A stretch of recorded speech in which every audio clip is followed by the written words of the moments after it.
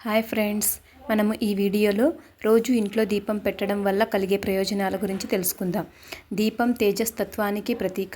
రోజు 2 సార్లు, ఉదయం సూర్యోదయానికి ముందు, సాయంత్రం సూర్యాస్తమం తరువాత తప్పకుండా దీపారాధన చేయాలి.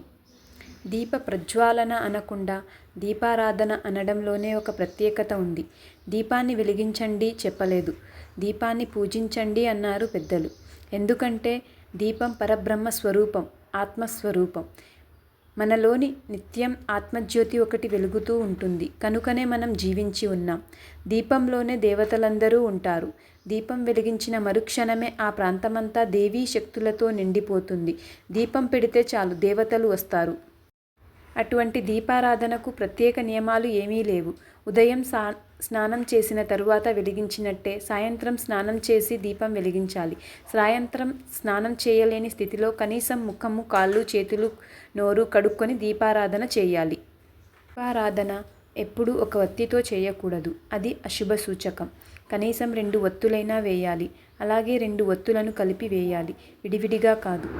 2 జ్యోతులు వెలిగించాలని చెప్తారు. దీపారాధనకు ఆవు నెయ్యి ఉత్తమం, తరువాత నువ్వుల నూనె. దీపం వెలిగించాక ప్రమిదకు గంధం, కుంకుమ పెట్టి పూలు సమర్పించాలి. సర్వదేవతా స్వరూపమైన ఆ దీపానికి నమస్కరించాలి. ఏ ఇంట్లో నిత్యం 2 పూటలా దీపారాధన చేస్తారో ఆ ఇంట లక్ష్మి ఎప్పటికీ నిలిచే ఉంటుంది. దుష్టశక్తులు ఆ ఇంటి దరిదాపుల్లో కూడా రాలేవు. Thanks for watching. Like and subscribe please. ఏమైనా మిస్టేక్స్ ఉంటే కామెంట్లో చెప్పండి, నేను సరి చేసుకుంటాను.